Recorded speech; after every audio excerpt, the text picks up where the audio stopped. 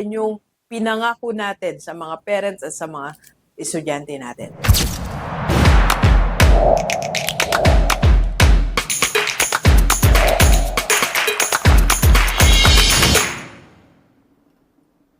Alright, ano nga ba yung tatlong bagay na tinututukan lang ng isang school owner? So, kung isa kang school owner at busy ka sa everyday transaction, everyday na paipag-usap, everyday na meeting, punta dito, punta doon, busy tayo, pero nalilimutan mong i-monitor itong tatlong bagay na to. Ito lang ang tatlong bagay na dapat mong tinitingnan sa school mo. First, enrollment.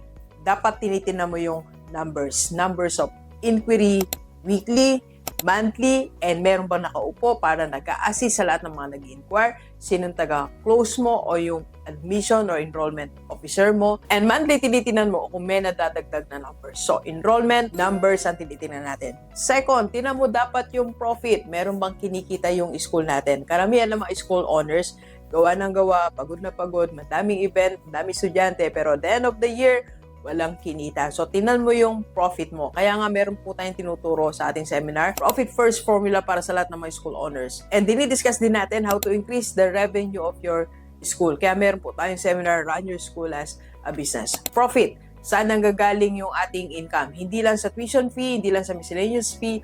Maraming paraan para kumita yung ating school. Dapat nakatingin ka sa mga sources of income natin. Marami po tayong sinishare sa seminar natin, Run Your School as a Business. And third, na dapat tingnan o nakafocus sa isang school owner, value. That is, you have to deliver what you have promised. Kung pinangako mo at this point or at this period, nakakabasa na, nakasulat na yung estudyante mo, or tumataas dapat yung board exam rate natin. So, yan yung value. Yan yung pinangako natin sa mga parents at sa mga estudyante natin. So, dito dapat meron tayong metrics na sinusunod. So, enrollment, profit, and value. Yan ang dapat na-focus na isang school owner. Kung di mo pa yan na-execute, wala tayong system, wala siya sa organizational chart natin, we can help you. Sa ating mga seminar, sa school owners, Run Your School as a Business, Elevate Your Leadership Program, and Master Class. PM na sa personal FB nito. Kaya po ang personal FB. Let's go! Kape po tayo.